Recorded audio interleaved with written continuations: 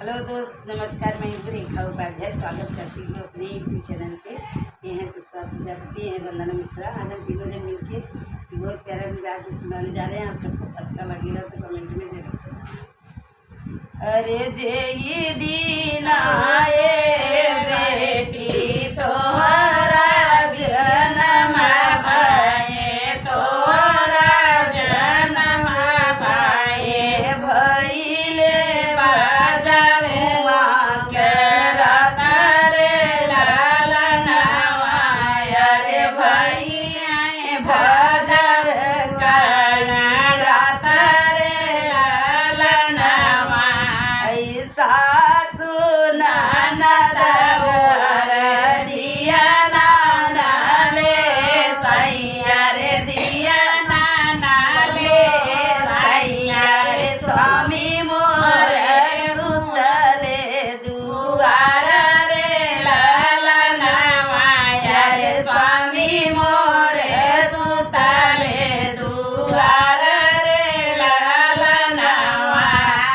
अरे जे